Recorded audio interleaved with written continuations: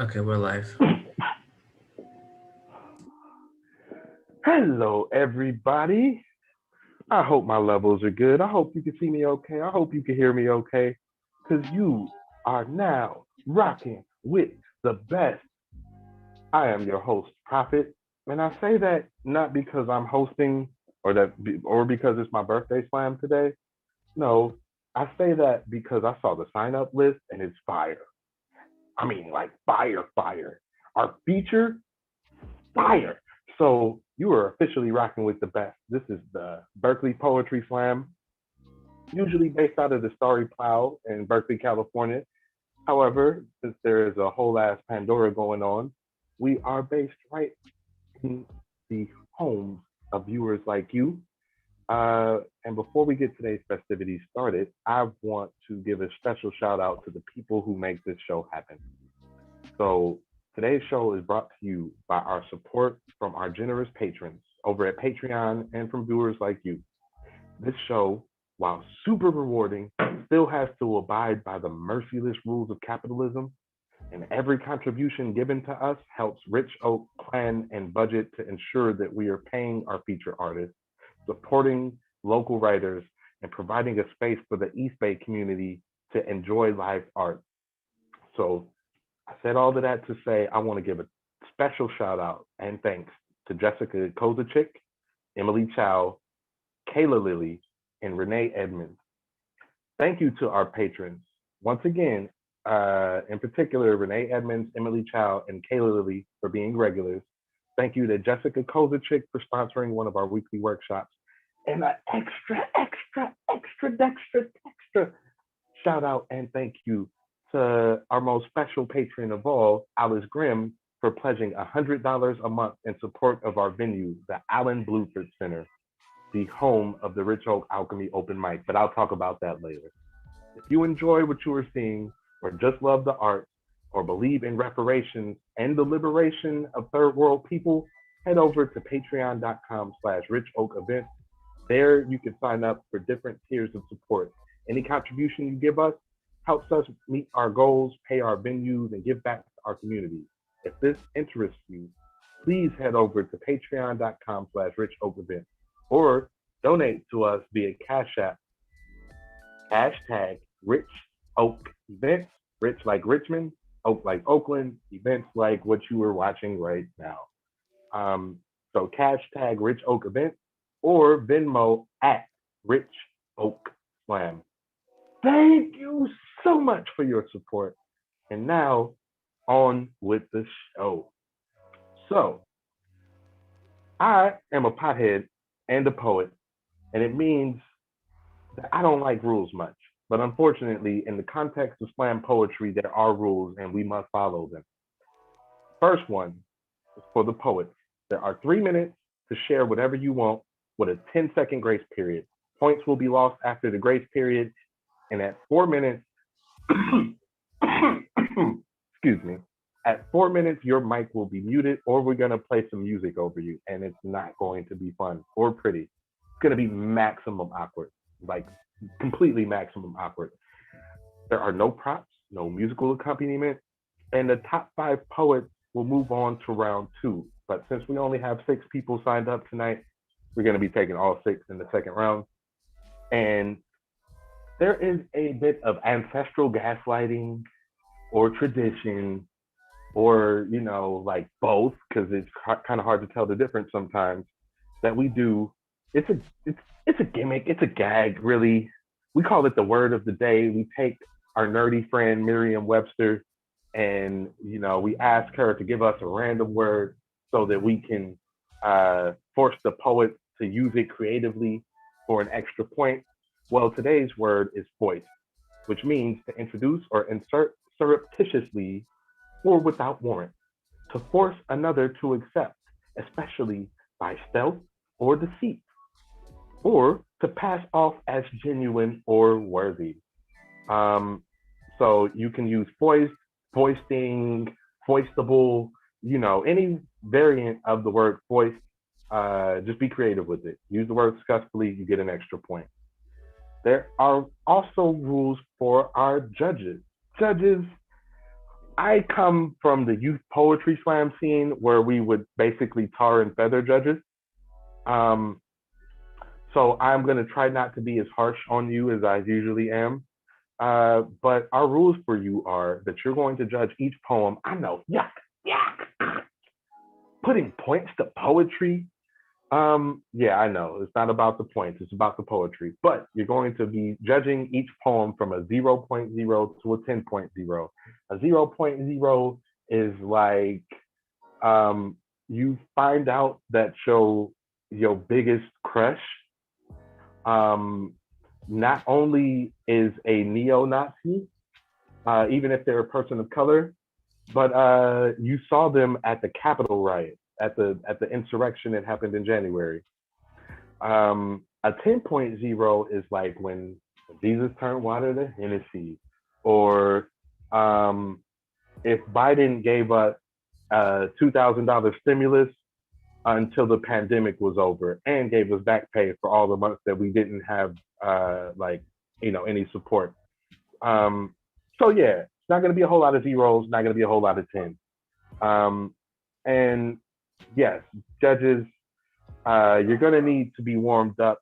So we have a way to warm you up. I will get to that in a minute. I just ask that you give your scores to the scorekeeper, Colin, ASAP. I mean, like, while the poet is spitting a last line or two, your score should be given to the scorekeeper. Um, Audience, I know. Only a light skinned nigga would tell anybody what to do in their own house. But I have rules for you. I'm sorry. I can't help myself. It's my birthday. I'll be a dick if I want to. Okay. So I want you to first off, like, share, and subscribe to our IG and Twitter at Berkeley Slam and Facebook at the Berkeley Poetry Slam. Comment on the feed. Let those poets know how much you love their poems. Be more enthusiastic than you would be in person at a slam. But here's the thing: freedom of speech don't mean freedom from accountability. If you say something out of pocket, yeah, that will probably get addressed immediately in the moment. So watch what you say. Don't say nothing that you wouldn't, want your name to be connected to in the future. Um, so those are my main rules. Just support these fire ass poets and make sure they know that they're not speaking into a void, because this this Zoom space can be kind of dead. There's like no soul in it. So it's up to you to like remind us who we do this for. We do it to inspire y'all. We do it um, because we need the freedom to live and express ourselves, and your support is so crucial to that. I think I have blabbed my mouth enough. I am so tired of hearing my voice. I want to hear every other voice tonight. So to get these judges started, warmed up, ready to really hear some fire and analyze it, we have a sacrificial poet who is going to come to the stage and calibrate these judges. We're gonna spill the blood. So can I get somebody to say spill the blood for me? Spill the blood. That's what I'm talking about. That's what I'm talking about. So uh, I'm gonna call our sacrifice up to the stage. I have no idea who it is. I have an idea, but I am going to ask that you make maximum noise for the person who is going to get these judges ready to judge some amazing poems tonight. Can I get maximum noise for the sacrificial poet? Who's the sacrifice? Is it Tino? Tino, you the sac tonight? No, you sacrificing. Oh, I'm sacrificing. It's your birthday. I okay. We discussed Damn, this already. I gotta say something. Okay. Damn. I was so looking forward to smoking a blunt during the sack. It's cool. I'll still smoke a blunt during the sack. It's my birthday slam. What poem do I want to do? Okay, so I'm memorized. The youth are getting more stoned than Medusa staring at her reflection. We about to spark an insurrection. No disrespects to president-elect. You selling us a message in a planet-sized recession with no medicine. So fuck you, brethren. Thanks to you, the corporations take aim at us. The world ends in a month and ain't nobody can save us. I'm tired of all this hurting and anguish. It was worse as I'm thankful, though. Every breath is like a surge to the pancreas. I know people doing felonies to get through the week. Who can blame them? They suffer thus the melodies deep. I was raised on the south side where the villain is king. God is his holy power which delivers the sting. Yo, my youth was one of knowledge of the pleasures of street. Before I speak, give me a second to seek, because I refuse to be meek. Imagine you being pulled from a creek, but you refusing the illusion of peace. Whenever the devil cries, is never because several dies. Freedom sings to an Egyptian, embezzled in rebel skies, let the treble rise. Basically, fellows with mellow eyes and yellow sides talk of peace, but prefer it be weaponized. It's never pride that makes us brazen. Our leaders are on the binge. Never minds, but no destruction to capture the souls of men. When the winter solstice opens, ghetto hopelessness is potent. Listen up. I'll supply you with the potion right before a drone hits. With the persistence of a predator lone, automatic precision snipers make sure you'll never see home. Like the debt that you put us in with smooth deception that's honed. Your elections don't change the truth, dog. You neglected your own, so let the record be shown. If you target the facts, the government just wastes the war. Freedom's the heart of attack. They raped and poisoned the land till nature sanded the coast by hurricanes. Unfazed, they left the masses in gold, so we blazing in flames and dangerous. Thank you. Give it up for the sacrificial poet. I don't know that nigga, but I don't like having like grizzly light skinned niggas all up on my mic let's like go. that. Boo! No, I'm joking. Thank you. Appreciate the love. So, judges, I hope that you already turned in your scores. And if you haven't, please do that asexually. And now that we have sufficiently warmed y'all up and gotten y'all ready, we about to kick this slam off right. And I'm going to give you the list before I start calling up poets to the stage. I'm gonna tell y'all who's performing tonight. We got Josh Merchant, we got Kaya, we got Eric Sirota, we got Nicole Tracy, we got Reggie, we got Shy Burrell, and wait, I can't believe I neglected to mention that we have an amazing, outstanding, like fucking top notch, just your ears will be immersed in the beauty of words by the time this feature is done. We have a powerful feature by the name of Alyesha Wise. I feel like I didn't do her justice by like acknowledging the fact that our feature today is Alyesha Wise, but we got Alyesha motherfucking Wise for tonight's festivities. So the poets are going to be amazing. The feature is going to be fire. Oh, tonight is going to be great. So if I say that you are in the hole, that means you are third from the stage. If I say you are on deck, that means that you're going to be next up, but you're not performing right now. If I say being born, that means essentially that you're coming up right now. So in the hole is Eric Sirota. On deck is Kaya. And coming up to the stage right now, being born, crowning, and all that is Joshua Merchant.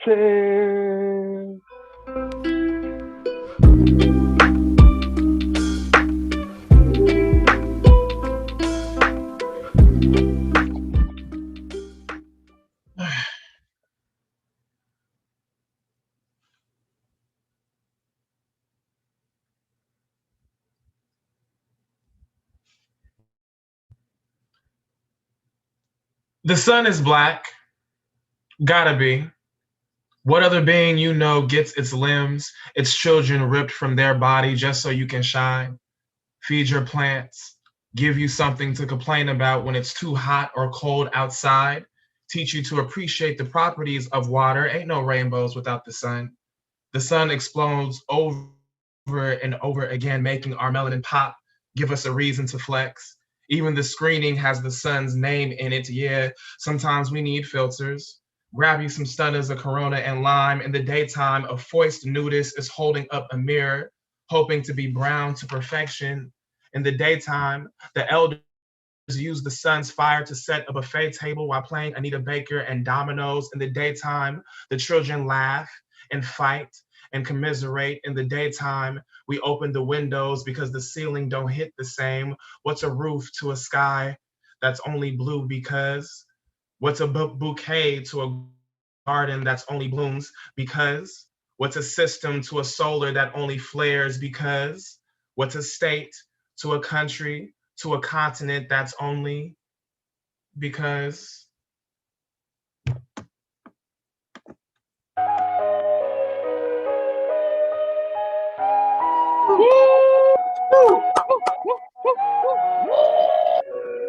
I need y'all to make a little bit more noise than that. Thank you so much, Josh. Let's go, poet. Yeah. Hell of a way to start off the slam. Just saying. Our sacrifice got a 24.4. You could boo the scores. You could praise the poet, but what's most important is that our poets set their poems free tonight. So once again, in the hole is Nicole Tracy. On deck is Eric Sirota. And coming up to the stage right now, not right now, but right now, is Kaya. Let's go, poet.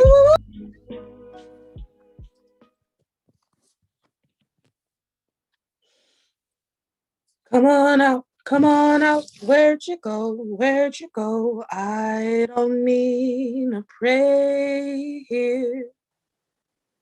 When the ocean flooded and took our decrepit mothers to brighter islands, we were alone but happy.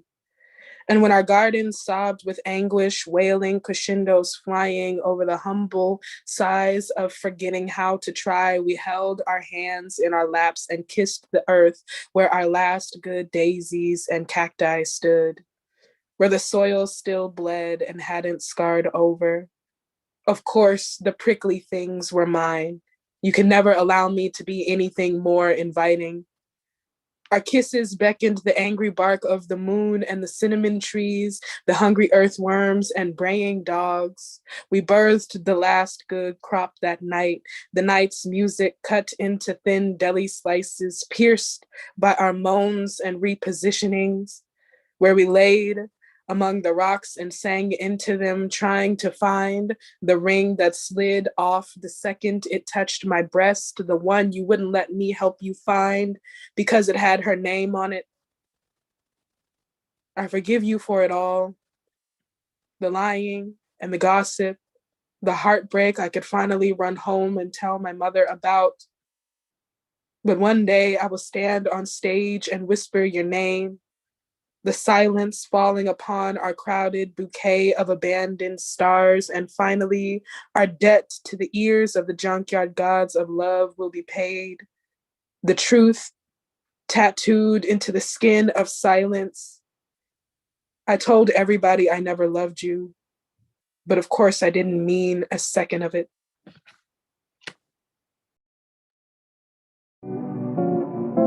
Woo! Please give it up for Kaya. Let's go. Okay, I think that's a sufficient amount of noise. I'll allow that as a sufficient amount of noise. Thank y'all for making it. So our first poet of the slam, Josh Merchant, got a 25.6. Who's the score? Shout out the poet. The point is not the points, it's the poetry for show. But yeah, I would like to let y'all know a little bit about, some of the things that we have going on. Essentially, this is our last slam.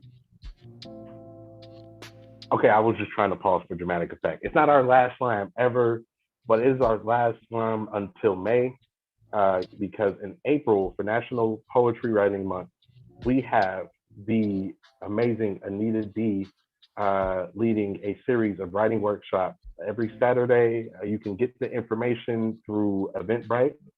Go to our linktree.com/richoak There you can get the link to our Eventbrite to sign up for the slam.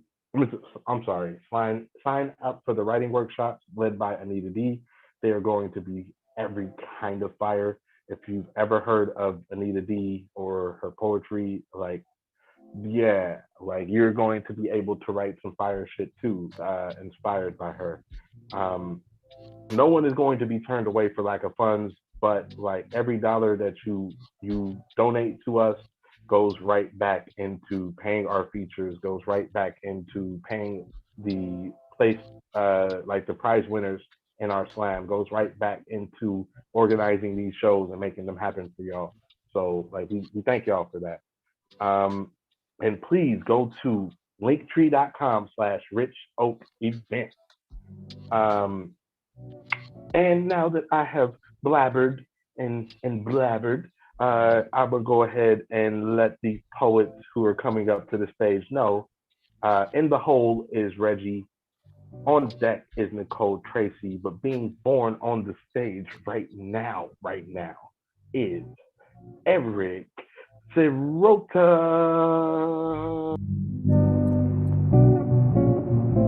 Woo! Let's go, poet. Mic check, you can hear me okay? We got you. Yep.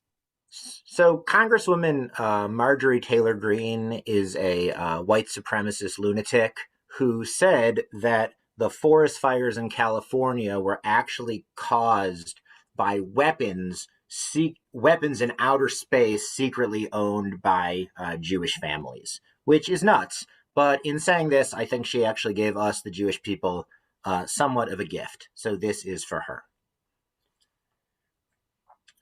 Ugenzeifer, they called us. The vermin Jew. For centuries, we have been portrayed as weak, conniving rats, foisting ourselves where we're not wanted, swindling for food, unable to hunt. But have you ever seen a rat with a space laser? Since the Holocaust, Jewish theologians have believed that God abandoned his people. What was once a flaming sword is now an evaporating cloud, but we don't need a vengeful God anymore. We have a space laser instead of the cryptic tremblings of the heavens, the deaths of the firstborn, the waves preceding the flood. Our enemy's only warning is pew, pew, pew, pew. This is a Jewish space laser, not an Israeli space laser. The right wing needs to know the difference. And the left wing needs to know the difference. The point is, Israel is not allowed to use the space laser. We take this solemn inheritance not with an eye towards bloodshed, but with one towards justice, towards lifting up the oppressed, defending the defenseless. We indeed are the chosen people for a space laser. As it is written, Miyom Kipparim Zeh Ad Yom Kipparim Habe Aleinu Lehavon Mazel Tov. Here's a space laser. The Jews gave their God faith, and God gave the Hebrews the Torah. Scholars have long believed that Torah comes from the root Yud Resh He, which translates as to flood or bring forth, as in knowledge or wisdom. But recent insights demonstrate it actually stems from the root Lamad Resh Aleph Taf, which translates to see, as in see. She wasn't lying. I have a space laser. See, they say, can't you see it? Just past the horizon, floating through the ether, magic eyeing its way through a hashtag. Can't you hear it? The clicks and buzzings. In the beginning, there was the word. Have you heard the good news? .com/4chan_ deep state. Just listen. Truth and falsehood are just another feeble allegory. In this realm, anything written can become real. That is how he made the heavens and the flat earth and the Hebrew reptilian overlords and the pizza parlor blood cabal and the children and their adrenochrome veins and the legged snakes and the hologram moon. It all began with the word and those who dared to search and find it right at their fingertips. What is faith but placing a wager on someone else's trust fall? What is God but that who can create sense out of all these flames? But is it God who's left when the ash settles? He's tried to kill us before. You've tried to kill us before. And we're the ones with the space laser.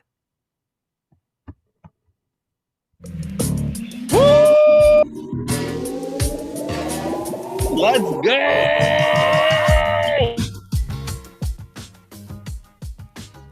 All I know is I just want to know where I can get a space laser, and yeah, like every poem tonight has been amazing, despite what the judges is on. So Kaya got a 24.9. Please boo the score and shout lots of love to the poet. Okay, or not. You can, that could be an internal boo. All right, so that's what I'm saying. Where are the 10s for these fire poems, as Nicole Tracy just said in the chat. So to let you know who is coming up in the hole is Shy Burrell. On deck is Reggie. Coming up to the stage right now, and I mean like right now. Please give it up for Nicole Tracy.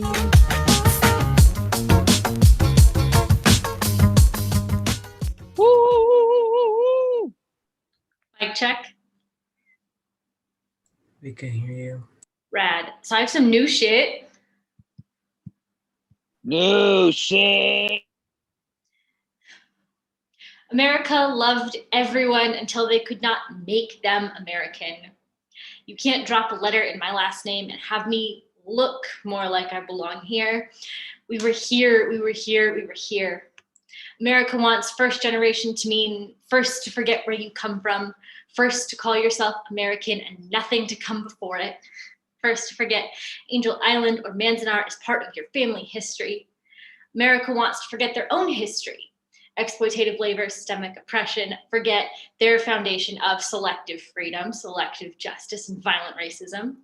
America wants me to forget and apologize to them instead of demanding reparations. We were here. America loved me as the model minority until it didn't. America loved me until I spoke up, until I stopped smiling, until I said no. I am here. America said they loved me at the same time the news rolled with China virus, Kung flu, and hate crimes. America says forget the yellow peril. Forget we called you terrorist and traitor and not citizen anymore. Just forget. I wait at the metro for my morning commute. The man sees me, thinks, outsider. Foists his way into my space, opens his mouth to ask, did you see on the news? Orientals are facing discrimination because of the flu. And this is before the week in Atlanta and San Francisco. I'm quiet. I hold my breath. I do not exhale. I do not cough. I do not tell him it has gone on for over a year. He tells me he wants to witness violence so he can be the one to intervene and stop it. All I hear is, I shouldn't be afraid. I'm not the one he wants to inflict violence on.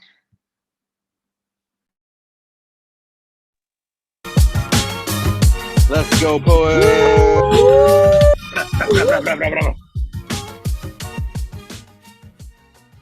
Thank you for sharing that poem, Nicole.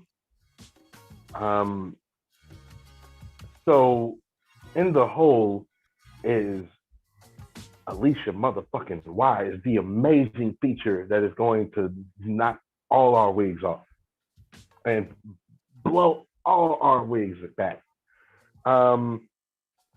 And Prophet, you forgot to announce the last poet score. Huh? What'd you say? Scores. Oh, I forgot about that. Thank you for correcting me. So Eric Sirota got a 25.3 after a time penalty. Can y'all fuck the show time maximum penalty love to that poet? Yeah, fuck linear time. It's a man-made concept. It's a social construct. It's not real. It's totally not real. That poem, however, was very fucking real. So as I was saying, in the hole is our dope feature. On deck is Shy Burrell. And coming up to the stage right now, not now, but right now, is Reggie.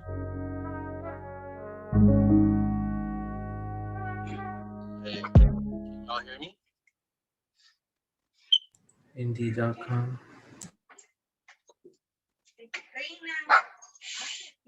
The black body knows how the back will break and still try to bend for white America, how to foist itself into a crackling hymn, to unravel into blood nectar devotional. In short, the black body knows how to decay beautifully for a white audience, how to die pretty in its best clothes and the trace of its last smile still gliding across its lips. The black body is a quiet prayer, a whisper of the wind to a vengeful God, a silent plea to the loudest bullet. The bullet knows the blood. The blood knows the splash of itself against concrete. The concrete knows the soft caress of a black body against the sidewalk. The sidewalk knows that this country will wash away the evidence of death by the morning, knows that the blood will nourish the weeds growing from the cracks of its skin. The weeds know that they will bloom the biggest flowers. Every dandelion, a quiet memorial for the black boys forgotten on the asphalt. Yellow suns rising as a mother's son is set into the grave. The black body has always been dirt before it is flesh, is dust before bone, becomes a burial before the funeral, before the dying, before it even has a chance to live. And I wonder how many of these corpses I know by name. How many cemeteries hold my childhood friends? We know death so well, we choose to call it by a different name. A passing, a homegoing, a bloody sunset painting the sky into a scarlet wound. Niggas know death like we know our cousins. I imagine it chasing the street lights at dusk as we run home to the safety of our mother's arms, and the ass whoopings they would bring if any of their babies dared tempt the monsters hiding behind the shadows, and how they warned us of all the black kids that didn't make it inside before the night did, and how death will try to break open the door if we don't let it in. And she tells me never to answer the door. Just like she never answers the house phone for fear of the bad news it will bring, for fear that the next time she sees her baby in their Sunday best will be in a casket. And it is sickening to think about how much of our breath this country is willing to steal from us, how they will sing so beautifully at our funerals, but forget our names by the time the last tear falls onto the flowers left on our graves. Black folks die, and a meadow of petal rot grows in our place. White folks will stop and admire the roses, but forget the blood that stains them red. You know, I could die tonight, and they'd pull a bouquet from my twisted spine in the morning. They'd say, damn, what it is a shame that Reggie is gone. But did you see the way that the garden bloomed when we planted it over their bones? Woo! Woo! Woo! Thank you for sharing that poem, Reggie. So the previous poet, Nicole, got a 26.7. Please show love to the poet. That means cheering is accepted right now, but it's cool. I appreciate it. Woo! Yeah. So That was nice. to make these shows happen, to make Berkeley Poetry Slam, Oakland Poetry Slam, the Rich Oak Alchemy Open Mic happen, it takes community, it takes heart, it takes time, it takes love, but it also takes Quan. So we have a GoFundMe. If you go to gofundme.com/f/support-rich-oak, we have a campaign going for $5,000 that will allow us to continue doing these shows for the next fiscal year.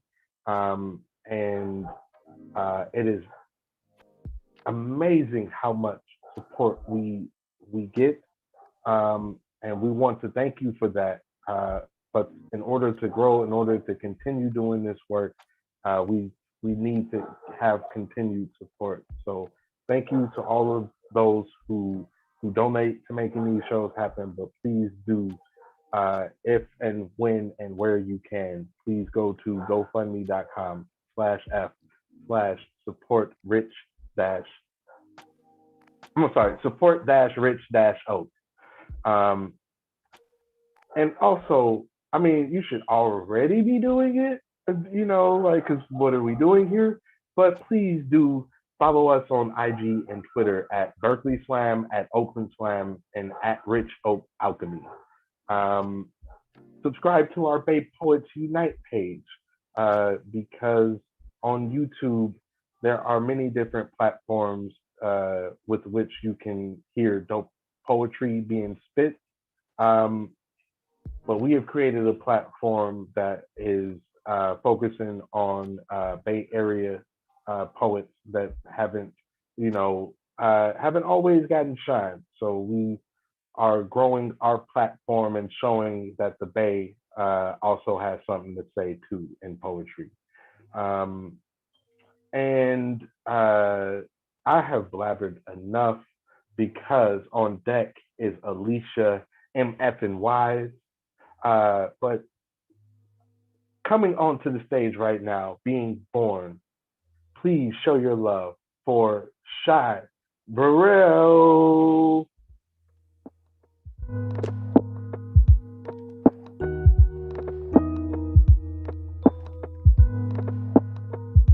Yes, let's go, poet. Can you guys hear me? Loud and clear. Yes. To the end of the world and back. Come, follow me down that untraveled road.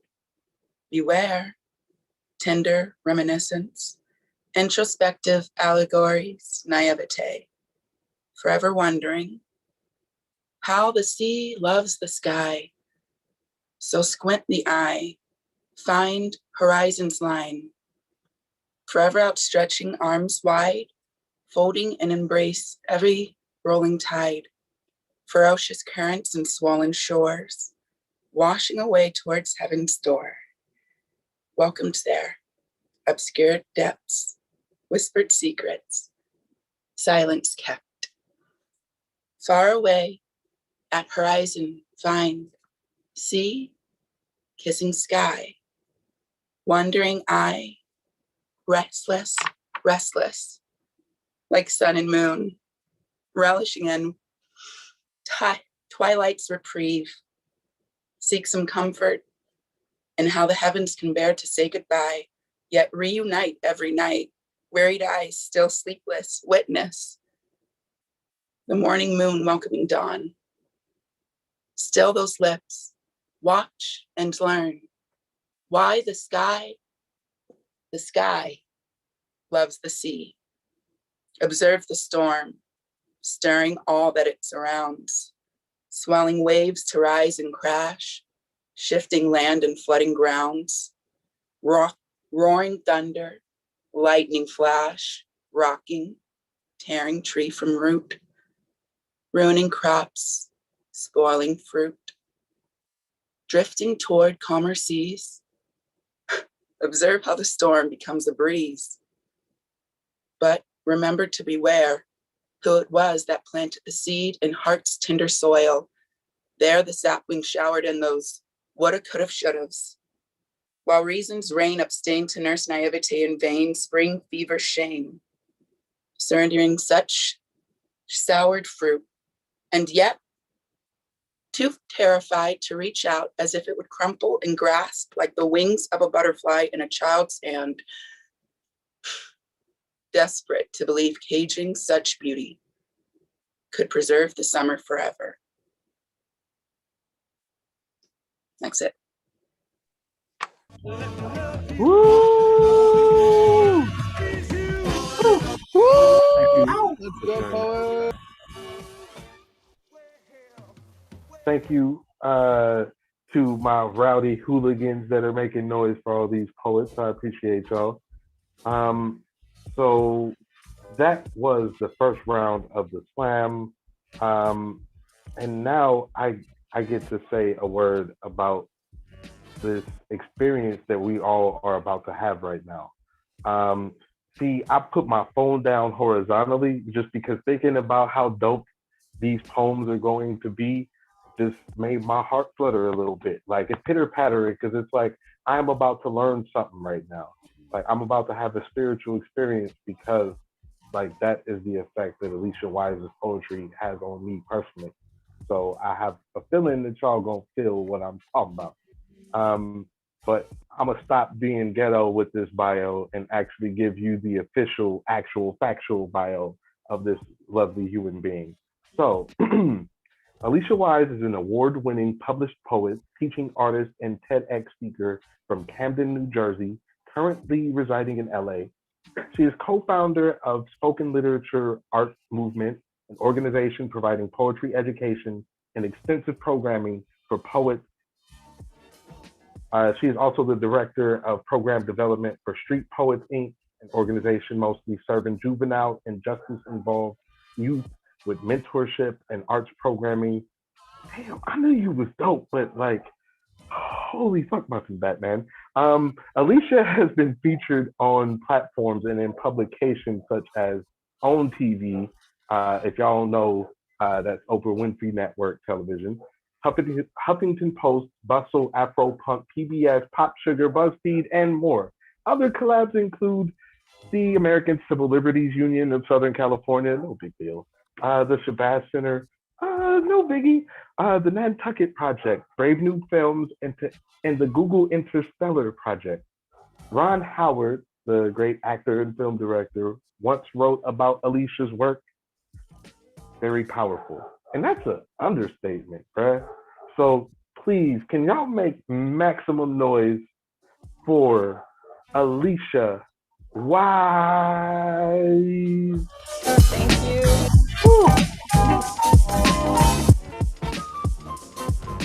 Let's go, poet. You got Thank you this. so very much. I appreciate it. I appreciate all the good energy. Thank you for having me here.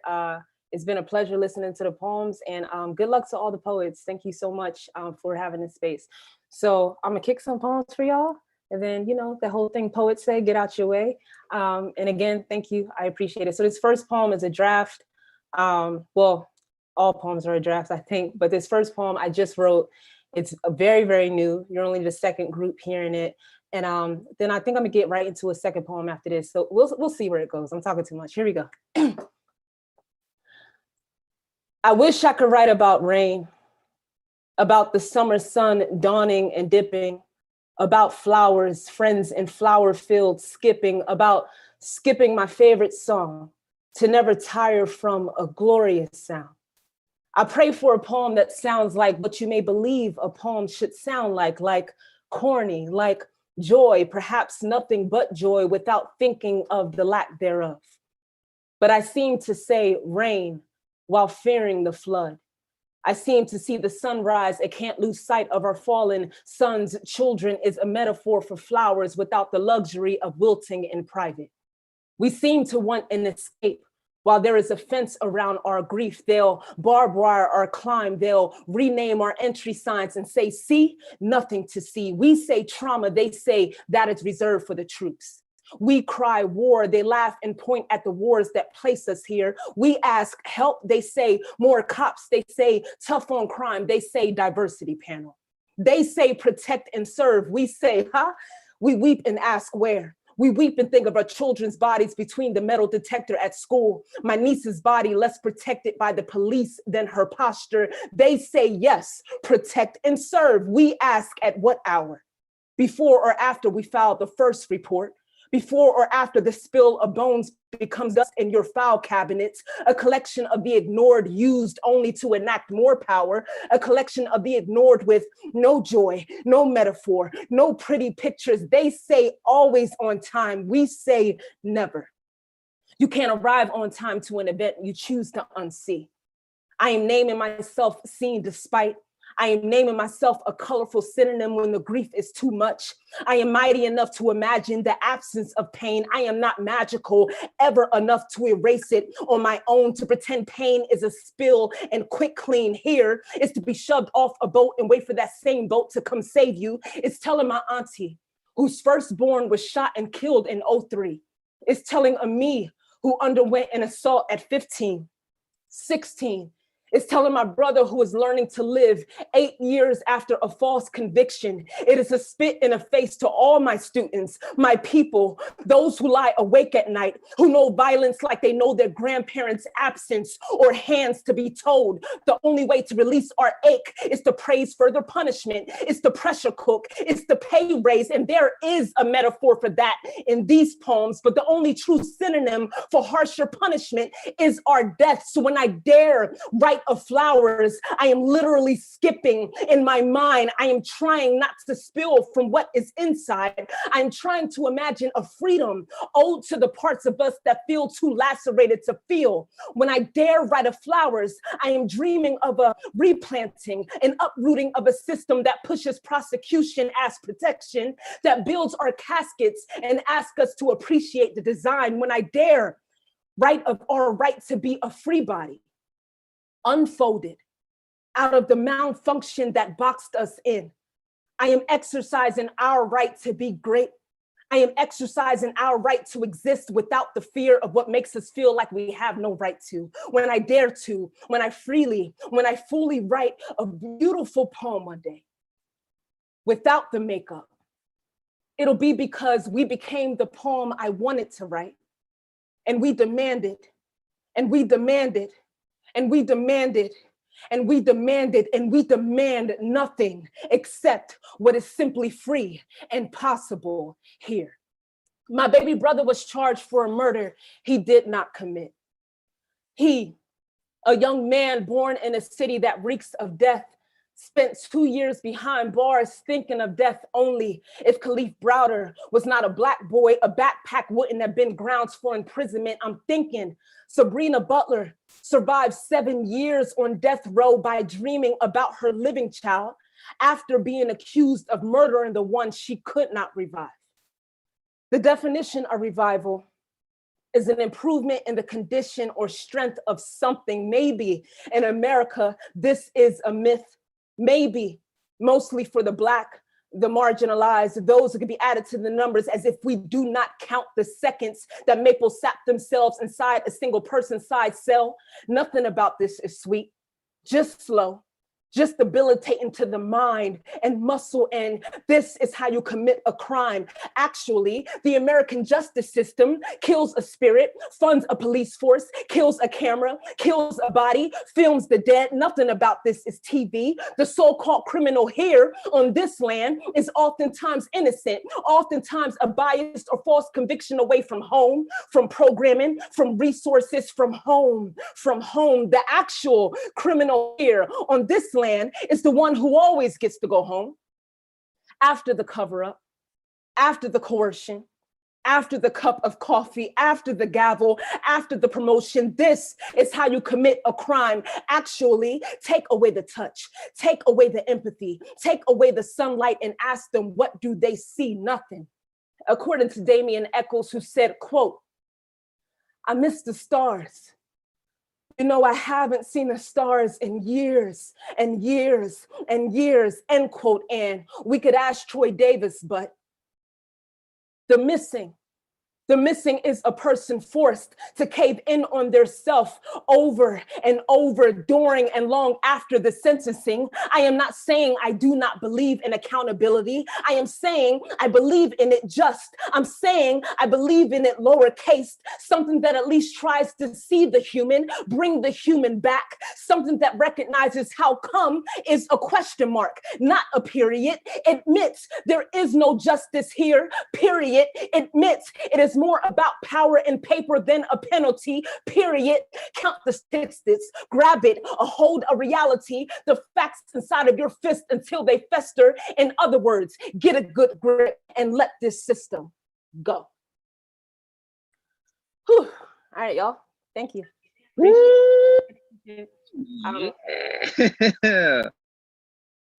I'm just gonna keep going because I never, well, at least in these days, I don't practice my banter, but sometimes it comes naturally. Other days, I'm just like, okay, the poem's gonna speak for themselves. So the poem's gonna speak for themselves. So here we go. I haven't read this piece in a long time, but other than the message that I just had to write, one of my favorite parts about this piece is that it was actually inspired by a mentor of mine who told me that I need to write way more than just Black poems. And I love him to death. He's a Black man. But I was pissed off when he said it. And I kind of got the lesson later, but I still wrote this. So here we go. I can change the shade of Black inside my poetry. I was told that I should diversify my writing, but I believe that is code for let them see your teeth. What if I snarl instead of smile? What if I am more angry for trying not to be? About 5 years ago, my brother went missing, and by missing, I mean his spirit was no longer here. You know what I mean, Black folk? By the way, I only write my Black poems for Black folk. You know what I mean when I say he went missing? A friend asked, why don't y'all just go get him? And that's why I need this space to not commit crime. There are some things they just don't get. Like how my Blackest poem has kept me out of prison. Like how some of us choose to run away in our art so won't run away from our spirit. I mean, what is the bigger concern here? Me not erasing the nigger in my writing or offending those who choose to erase the nigger. You know, what about that poem or those other poems when I spoke about Prince or coming out or when I cried about the pain between my legs? What color was I then? Did I move too fast? Was my back hunched? Did I look like I was about to leap? I am their favorite thing to watch on mute. I am a church of God, aware that my strength is in my song. I am a slave spread open on a laboratory table, a white gaze questioning the extent of my pain. I am a loud woman because I've known silence, how it has entered me, forced its way onto my tongue, became my narrative I have never authored. I know how it can bleach. So I am writing my way home. I know how it readies my fist, makes them heavy and justified.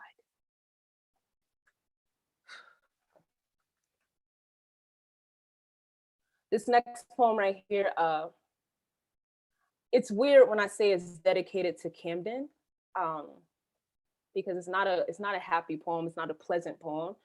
But if I didn't write poems for the things I love because I want them to be better, then I don't really know what my poems would really be, you know? So a lot of my poems, even though they sound harsh, are love letters. So that goes for the last one, and this goes for this one too. And it's titled All the Boys. So it's for Camden and all the boys, whoever it applies to. So here we go. All the boys from my hood are angry, and I know their secrets. All the boys from my hood whistle when I walk by, call the boy who don't whistle. All the boys from my hood like to be called a man. All the boys from my hood want a girl to pretend to be a woman. All the boys lean against the barbershop on Hatton Ave, the wall with all the bullet holes. All them boys could be gone today, but all them boys too tough to say, I love you. I love you, man. I love you, bro, cause that be gay, because that ain't cool, like correct, like come on, like God wouldn't like it, like lady on lady. Nah, my Bible said that's different. Like what? All the boys from my hood, all the boys from my hood pray to God when big homie take a hit. Prayer hands on white tees don't apply to the queer boy. All the boys from my hood are trapped inside a glass house their great-great-grandfather built. They so stuck, so stiff, so set, I guess, but I know their secrets. I keep them locked inside my jaw when a straight boy demands my number, and yes, it's the only safety I know. All the boys from my block need a booster.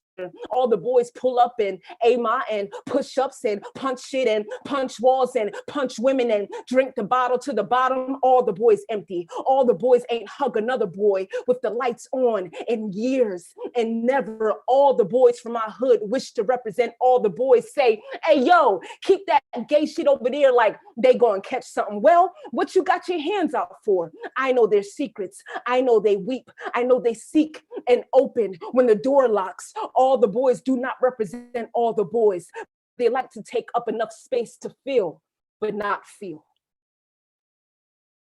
Let me take a breath. I think I got like 2 more pieces. I don't know how much time I spent on here, but I think I got my 2 more pieces for sure. So I'm gonna rock out with that if that's cool with y'all. If 2 more pieces, fine. I want to go ahead and read this. Yeah, do your thing. All right, cool. I was just about to say, have as much time as you want. I appreciate y'all so much. Thank you. So this poem right here, my bad. I actually wasn't prepared to share this, but after the last poem, just thinking about my brother. So I'm gonna go ahead and share this real quick. Actually, let me go into this next poem and I'll find this. I'll find that poem in a second. So this poem is called For Serena, and it usually doesn't make sense to people until you hear the whole thing. So here we go, 1 second. I'll find that brother piece in a second if it's meant for me to share it. Hey, y'all, be quiet. I can hear y'all in the background. I know other people can hear y'all. It's my family. I love y'all. Here we go. Thank y'all. For Serena. When I was in 1st grade, I was transferred to a suburban school, mostly white. When I took my seat, the 7-year-old girl in front of me turned around and, when I was in 1st grade, I was transferred to a suburban school, mostly white. When I took my seat, the 7-year-old girl in front of me turned around and whispered, wow, another nigger in our class. I asked my mother what that word meant. She told me I didn't quite understand. Still, I felt what I felt. The next day, I bumped the bitch on the playground, spit in her face, walked away all like, now what? I got away with that. She got away with me. My trauma is a redheaded, freckled-faced white girl named Lisa. But I don't want to give her power like I don't want to give my trauma a name like her power ain't shit. It ain't magic. It ain't the type of dance that conjures. It ain't an ancestral call. It ain't a spell that only a tongue like this tongue can talk. Her power is the Wine and Cheese Club, 911. Her power is people listening. The word nigger has never ricocheted off my back. I just molded it into a flower crown or a tutu. I once saw the word most beautiful around the waist of a Black woman, causing a racket on a playground full of Lisas and all her friends. A tutu, a nigger, is not bulletproof, but I gift wrap it around my body sometimes and swing and switch and spit. All right, y'all, this is my last piece. Y'all, shut your face. I need to restart the stream real quick for Instagram. So do you have anything to promote or like anything we can ways to support you? Let me see. I don't have anything to promote. I have a book, but I recommend people don't buy that because I'm breaking up with my publisher. But right now, I would say the best way, anything I'm doing right now is just showing up for things that just mean a lot to me and connect with my heart. I don't really have any material and stuff like that. So I would just say the best way to support is just stay in touch. I have a lot of things I'm working on at all times, but right now I don't think anything for like monetary gain. So yeah, let me know when y'all ready and I'll get into this last poem and I'll get out of it. And I really appreciate your time. Thank you so much for listening. We're ready now. All right. This is my last piece and I was going to end with the last piece, but I just did a feature a few days ago and I said to them, they asked me a question. I forgot what the question was, but I said, if you don't know my brothers, you don't know me. And I criticize my brothers a lot. I had the poem, All the Boys, that remind me of my brothers. But it's important to understand them and where my heart is. So anyway, I'm talking too much. Here's this last poem. I appreciate y'all. Rock out with the rest of the slam. It starts off with a quote from my brother who goes by D Brace. His name is Daryl. He says, that's Parkside right there. She ain't going nowhere. She ain't going. My brother Brace got bars. Thanksgiving, gather around mama's kitchen and he don't need no liquor to be lyrical, but a little Henny is how the boys from the block get free. How the boys from our side die without dying. Tilt the head back and ain't nobody thinking about suicide. Tonight, I swear my brother Brace got bars for life, yo, and I can make them famous. Everyone and no one knows a brother like mine. And that's because the cops and the television just utilized another of ours, just preluded another documentary for someone wealthy to write, and so many fit the same Black boy descriptions boxed in our screens. So if we gonna scream tonight, if we gonna put our hands up in the air like we just don't wanna know death no more, then I'd rather surrender to a familiar sound. I'd rather make the Black boy famous by the truth he writes the boom bat on the desk, chest, or kitchen counter, the burn of brown down the throat. I'd rather there be pleasure where there's pain. I'd rather he be famous for that part. Tell us your dreams, Brace. Get so drunk you drunk cry and reminisce about that time you spit the best thing you ever wrote, and we can never give up on that sweet sound, that yo, that spit that shit, that hallelujah. Somewhere in Parkside, we all sing hallelujah. And that's because the television just eulogized another of ours and everyone, and no one knows why we all sing and sip and spit and go on trips like waves, like vibrate, like feel something. Somewhere in Parkside, God is a grown boy ciphering what they refuse to decipher, talking about D-brace niggas, D-face niggas. My attitude changed when I see snake niggas documenting our gospel, calling his people home. Thank y'all. I appreciate it. Be quiet. Let's go. Amazing. Amazing. Gang, gang, gang, gang, gang, gang, gang. You know, I had edges when this show started, but between, you know, like the poets in the first round and the feature, like, no more edges. You see, like my hairline was like down here. It's like all the way back here now. Like you blew my wig back. I appreciate you. You got me looking a hot ass mess now, but I appreciate you. Damn. I told y'all it was gonna be an experience, but I didn't even know how great of an experience it was gonna be. I knew it was gonna be amazing, but like, damn, just damn, what a way to cap off the first half of the slam. Thank you so much, Alyesha. And thank you to all the poets who spit their truth in the first round. So speaking of the first round, Reggie received a 28.1. Shy Burrell received a 25.1. The order for second round is in reverse order of the first round.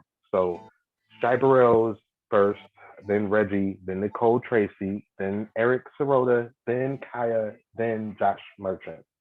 There is not going to be a second round sack, so we're going to just get right into it. So as a reminder, in the hole is Nicole Tracy. On deck is Reggie. And because there is no slam next week, and there will not be any of our slams or open mics next month, I am so glad that we are capping off Women's Month with such a great slam and such a great feature.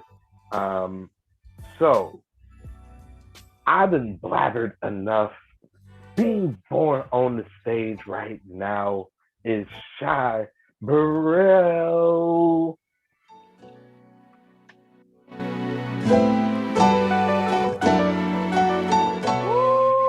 Can you guys hear me? Yeah, we can hear you. Heresy. Birds of prey are seen, their talons entwined, flirting with demise, spiraling, falling, defying the sky, forsaking to fly. Those educated assert that this is a mating ritual.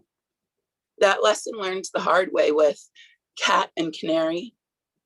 Comestibles conscious chose those blinded eyes, caught heart hesitant, caging concupiscence, there in chest, songbird sought neither flight nor fight.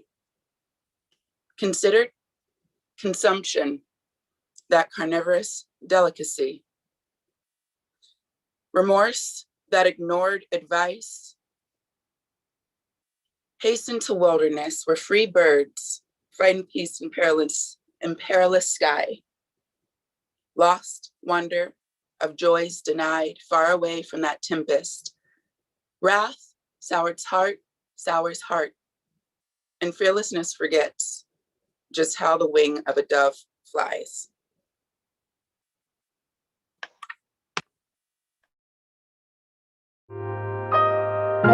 Woo! Thank you for sharing that poem.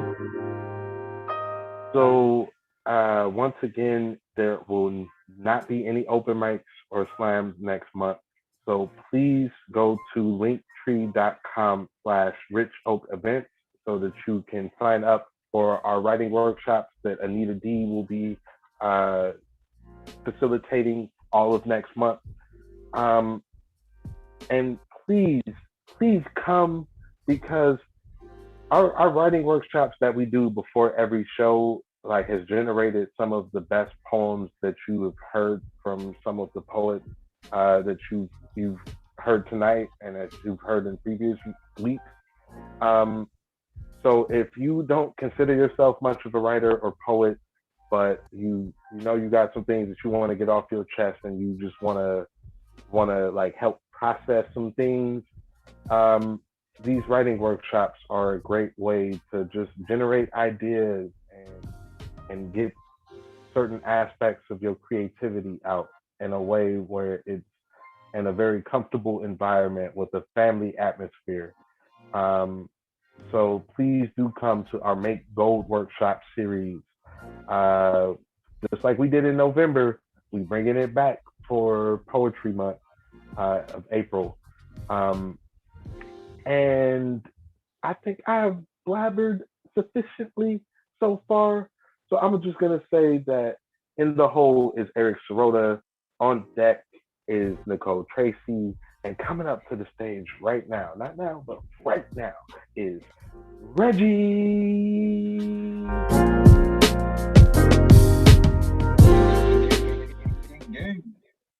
Can y'all hear me? Yep, we can. It's an odd thing to have a name that belongs to both me and the oppressor. To have a name that sounds so white, it is almost synonymous with colonization while also being the only name that has ever felt like home. The history of the Black name is complicated. Many slaves were given the surname of whatever white man purchased them. And then, with mother tongue ripped from mother's tongues, we were forced to take European first names like James or Sarah or Jacob under the crack of master's whip.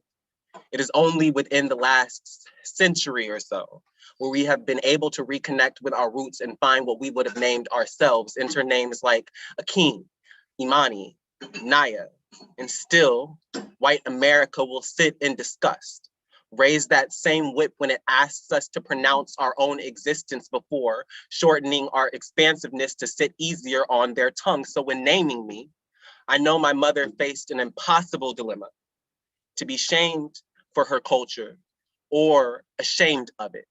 And I wonder if she chewed on every syllable of what could have been before naming me Reginald. I imagine she thought this would help hold me up in a world where she watches niggas drown in white supremacy, but my name has been both my liberation and the chains that bind me to white supremacy. Every job interview I get, I have to wonder if I would be offered the position if my name was in a less familiar tongue. Would anyone even take me seriously? If I refused to move my mouth like a white man's, I open my mouth and a whip cracks in the back of my throat. I speak, and a slave master's ghost appears. I carry a legacy of death between my lips every time I introduce myself, like, hello, my name is Manifest Destiny. Watch me spread across your body like a virus. Watch me name you dead before you can name yourself. Watch me claim everything you love and leave you with just the ashes. Do you know what it is like to always hold your oppressor on your tongue? To taste your ancestors' blood, to feel their flesh between your teeth? Do you know what it is like for white supremacy to have a vice grip on your family? For trauma to run like ice through your veins, how we twist our tongues to name our kids into safety, how we can seance a ghostly lynch mob from our throats to protect ourselves because they can't kill us if they already think we are dead. And I hope that one day I get the chance to name my kids something that tastes like milk and honey, where they can say their names and the wind will whisper of freedom, where the ground will rumble a hallelujah and the ancestors will speak of a God that looks like them. But today, I am stuck with a name that stinks of betrayal. My tongue, its own lashing switch. My throat, its own middle passage. My lips, a slave ship bringing black bone teeth back to somebody else's homeland.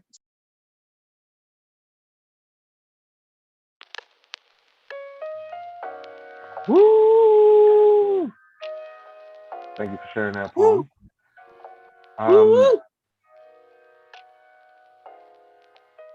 Yeah, we still got a couple of hooligans left. Yes.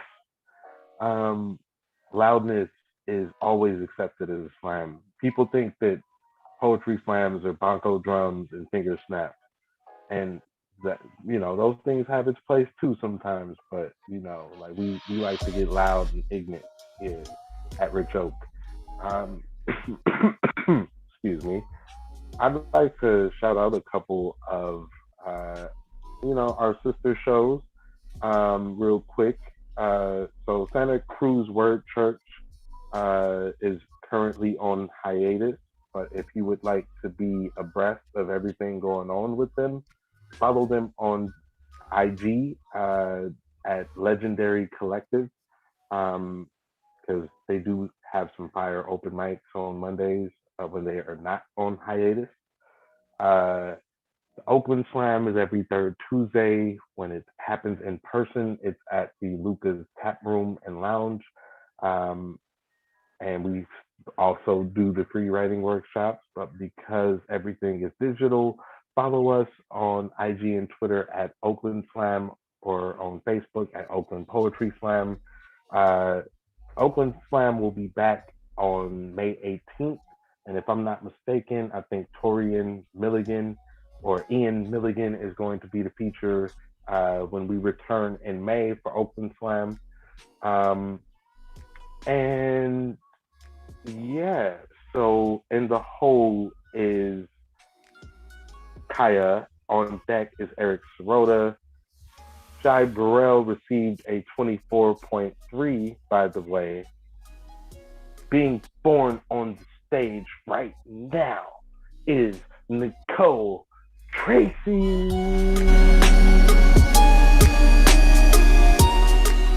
Let's go, let's go, let's go, let's go. Mic check. We can hear you. Great. Content warning for sexual assault. The rape apologist says to the survivor, he's not blaming me, just the red solo cup for being so irresistible, the game for being so much fun, my hand for being the perfect fit for the cup, my mouth for wanting to drink, my blood for having such a high alcohol content, my voice for saying how much I loved the taste of my own drink, my words, even though they didn't tell you the best way to try my drink was to kiss me, but you for kissing me anyways. He's not blaming me, but asks what I was wearing in the same breath. He's not blaming me, just the clothes I was wearing, how I wear them, because my confidence was just so attractive. He's not blaming me. He's just blaming me for loving myself and dressing how I want. He says he's not saying it was my fault, but tells me I was foolish for thinking my own bedroom would be safe, blames me for feeling comfortable, blames me for mistaking comfort and safety. He says it's not my fault, but also says there is nothing sexier than a girl who is comfortable, as if comfortable means I've let my guard down. The rape apologist asks me his name, as if the name of my rapist absolves him all guilt. Asks me I'm sure, as if I don't know my own body. I tell him my body knows what it feels like to not belong to itself. My body knows better than him. My body knows better than him, despite his attempt to make me believe something else. The rape apologist blames everything and everyone except the rapist, but says he doesn't blame me. Says not all men, but doesn't ask why more rapists aren't convicted. Doesn't ask why his behavior enables them to walk free. Doesn't ask how he could represent something of a larger problem. The rape apologist is right, though. Not all men are nice guys. Not all men will walk me home without ulterior motives. Not all rapists will be convicted. Not all rapists will even see the inside of a courtroom. The rape apologist says he doesn't blame me, just everything about me. Says it's not my fault, but he wants to say it is.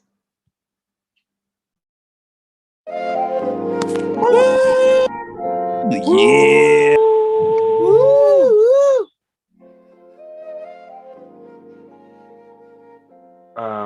Thank you for sharing that, Nicole. Your poem ended before I was truly ready. No, he wasn't ready. I am pulling up the list currently right now. I just also want to remind you that the Berkeley Poetry Slam happens every Wednesday. We have a writing workshop before each slam led by the feature. And you will not see us until Cinco de Mayo because we are doing the Make Gold Workshop series next month. So it's going to be uber, super, trooper lit when we come back in May. So I believe I have the list now. So in the hole is Josh Merchant. On deck is Kaya. And coming up to the stage right now is Eric Sirota.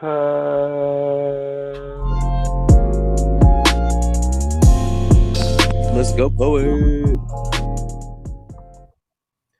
Mic check. We can hear you. So I am a attorney. I represent veterans who are facing eviction. This is about my day in court. The problem with law is that it's made of words, and the problem with words is that they make everything dull, though the bluntest blades are often the most brutal. The weapons we fear most are those best camouflaged, the shrub green M4 carbine, or, in the courtroom, the term for eviction draped in its Latin roots. The casual banter between expensive men, how the sheriff maintains calm by simply saying please, and never actually gesturing to the revolver he keeps loaded and strapped to his hip should some ousted body grow so angry at losing her home that the economy's visible hands decide the only address available is her own stone-carved name. There's no crying in court.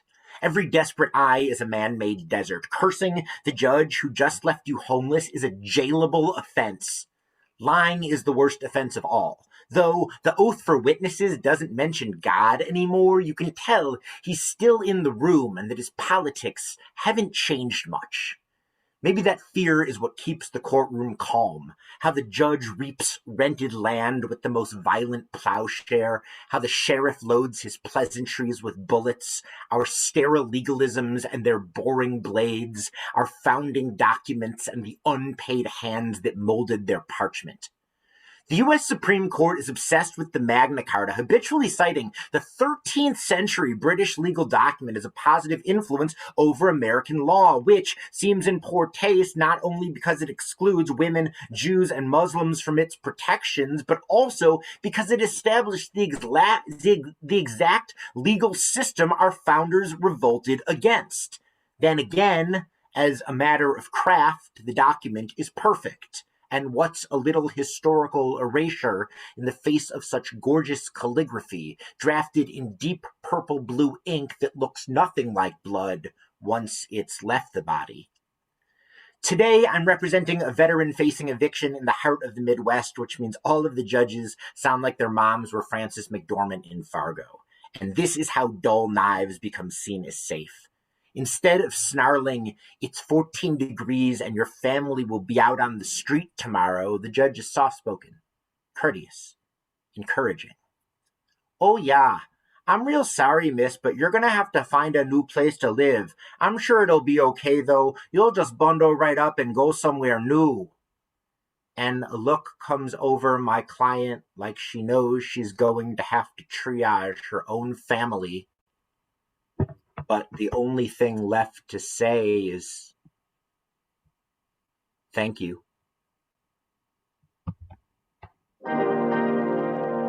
Ooh, the storytelling. Woo! Thank you for sharing your legal experiences in poetry form. That is a pretty damn unique poem. So once again, Shai Burrell received a 24.3, Reggie received a 27.5, Nicole received a 26.9, and where are we at in the show again? Oh yeah, So in the whole is y'all not going home because you're already there, but like, you know, like you being bored in the house and in the house bored is in the hole. On deck is Josh Merchant, and coming up to the stage right now, being born is Kaya.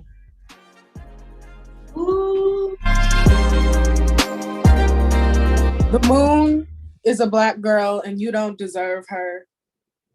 The moon is a Black girl with an arm that knows the twist and give of Indian burns from boys she does not know.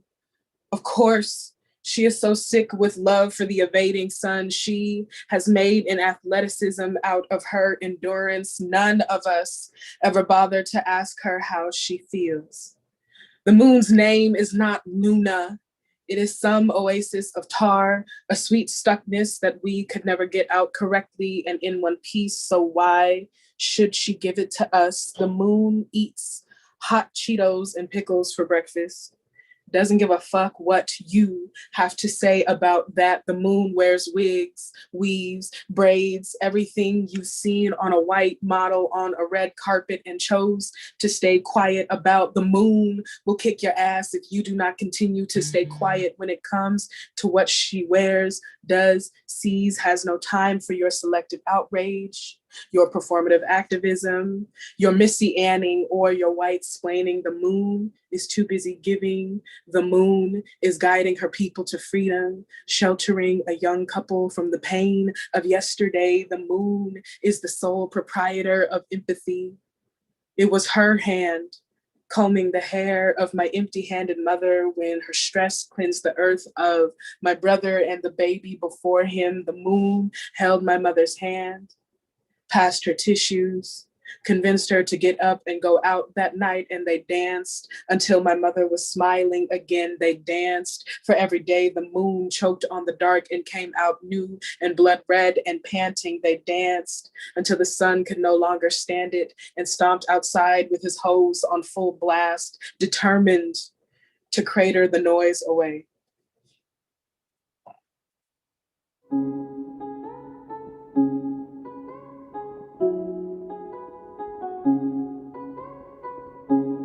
I just wanted to let that poem breathe for a minute. Y'all can cheer, right? You know that's loud. You know that, right? Woo! Okay, yeah, that's what I'm talking about. I need at least one hooligan, because I'm usually the hooligan in the audience. So like, yeah, I just need at least one more hooligan. So, excuse me, getting over a cold. So, if I'm not mistaken, my friend Eric Sirota received the 26.5. And on deck is the end of the slam. You not going home, but just, yeah, like not enjoying some fire ass poetry is on deck. But coming up to the stage right now, like as we speak, as soon as I'm done with the flick of the tongue that is speaking, please show your love for the last poet of the second round, Josh Merchant. Let's go.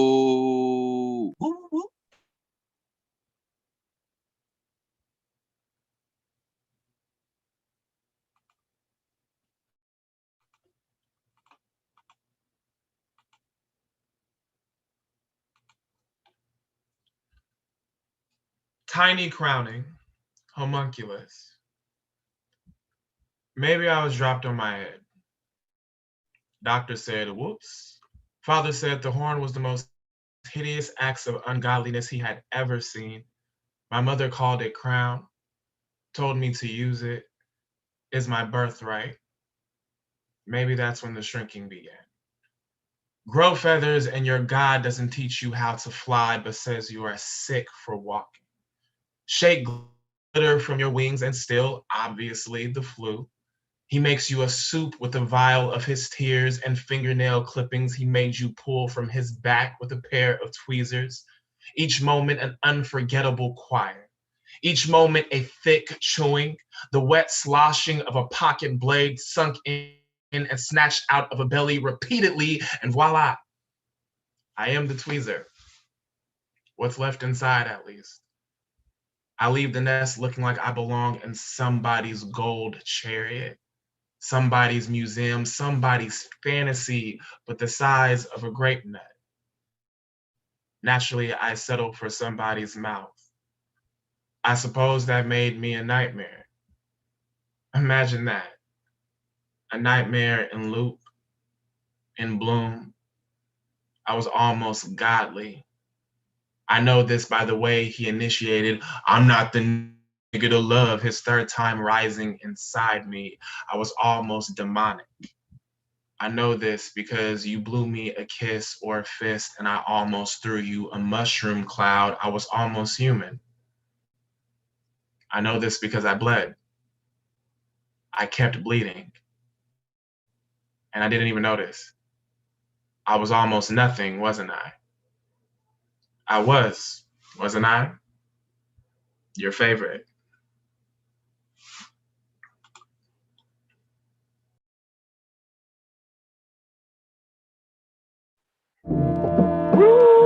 Let's motherfucking go, okay? Like, what the fuck?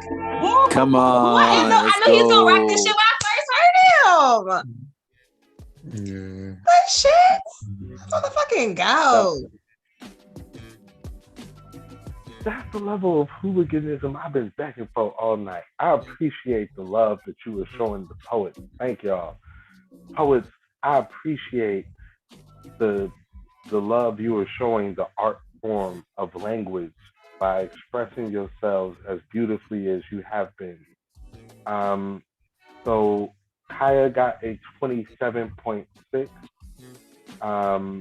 Judges, please give us your scores as soon as you can. Yeah, because now I got to get into the awkward stage of like waiting for the last score for the last poet and the scores for all the placeholders. I'm sorry, Ooh, can we give it up for my man's I cocoa think butter it's and shea gonna be butter so game fun. though? Like real quick. Just real quick. Can we just give it up for that nice sheen? That sheen was lovely. That sheen gave me life. Like, fuck. Okay, I'm done. Big facts. Big facts. I ain't gonna lie, like, Josh is one of my friends that I always go to when I'm looking for like dopeness dripped in honey and swag. Like Josh is always just like been one of the most beautiful people inside and out that I've ever known.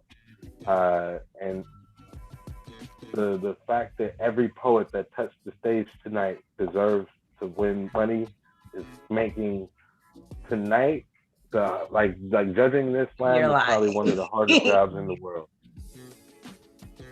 So hey, like I promise I ain't lying. Usually when a nigga say I promise, they lying, but I promise that I'm not lying.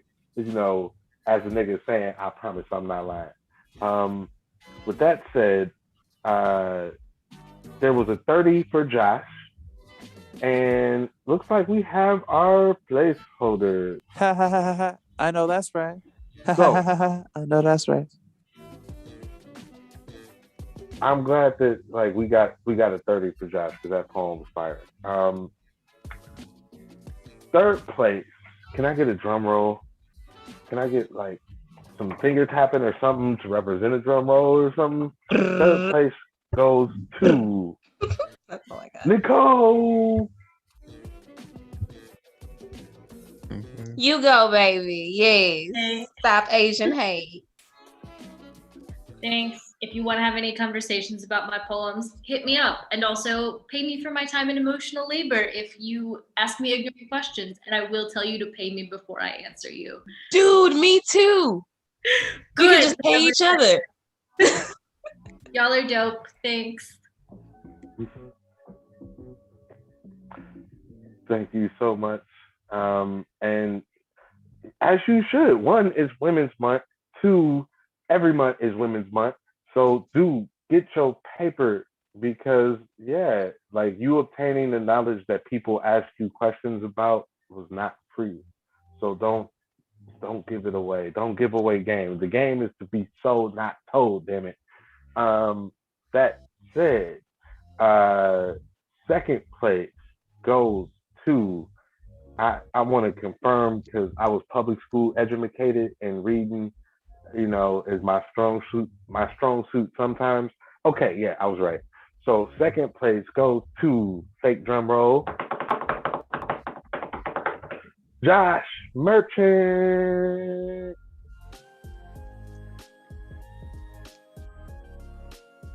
Oh shit! Let's go. Thanks. I'm working on not being so fucking boozy. So all of y'all are lovely, more than lovely. All y'all are dope as fuck, and slamming has been very interesting because it's just weird for me. But seeing y'all has been fucking dope. Thanks. Keep writing. Like art. All right, peace.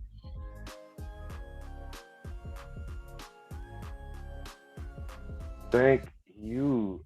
I appreciate you coming to the slam to bless us with your beauty and your talent. And before I announce the winner of tonight's slam, I just want to give a shout out to our judges. They had the hardest job tonight, or one of the hardest jobs tonight. I want to give a shout out to everybody that touched the stage. I wish that I was not a pauper and a poet, because if I had it, I would want to give every poet who touched the stage prize money, because y'all deserve it. Like y'all brought the heat for both rounds. So I want to thank everyone that touched the stage. I want to thank our feature. I want to thank our scorekeeper, because it's hard to do math. I have that job some weeks, and it's hard to the motherfucker to do math when we some poets. I want to thank the audience for coming, because we're just speaking into a can. If there's no one listening on the other side of this, so we appreciate your presence and your support. But the winner of tonight's slam, drum roll please, Reggie. Words, my sibling. Thank you. Damn, y'all are so dope. Everybody here is dope. Even like outside of a like slam poetry competition performance, y'all some writers in this motherfucking room. And by that I mean y'all should start submitting your poems places, because the writing that's here, the voices that are present, the stories that are being told, if you are not already trying to get published, you should, because the publishing world needs more voices like the ones that are in this room. And we need more poems in the literary arts world, like the poems that are here. So I just want to thank everybody for sharing space tonight, because wow, like I definitely was inspired to write for the first time in how long. So thank you.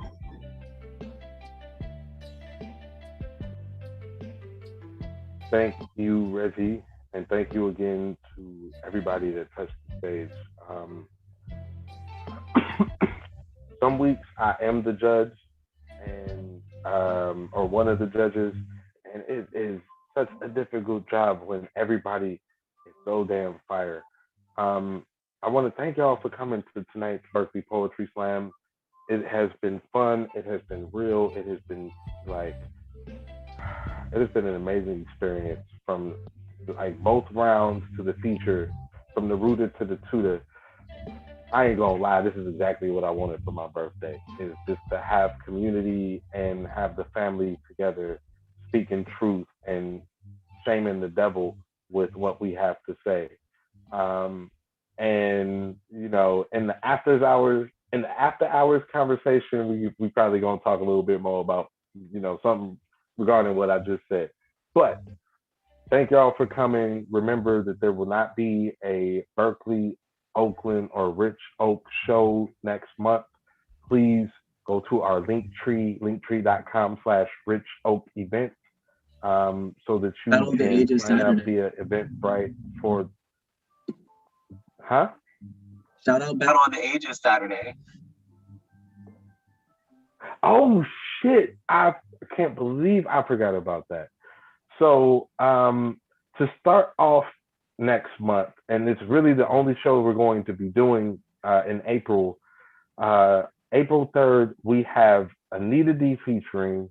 We have several teams from elementary school age to junior high school age to high school age youth to adults, all competing against each other in the Battle of the Ages. It is a fundraiser show for Bay Area Creative, which is essentially like one of our sister orgs, like that teaches poetry to K through 12 youth. So it's essentially a showcase of all of the ages that we work with, all the demographics of youth that we work with, and how just diverse and multi-talented they are.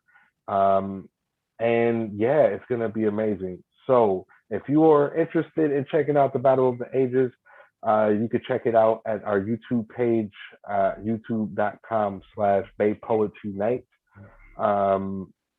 You can also check it out at the Berkeley Poetry Slam Facebook page and IG.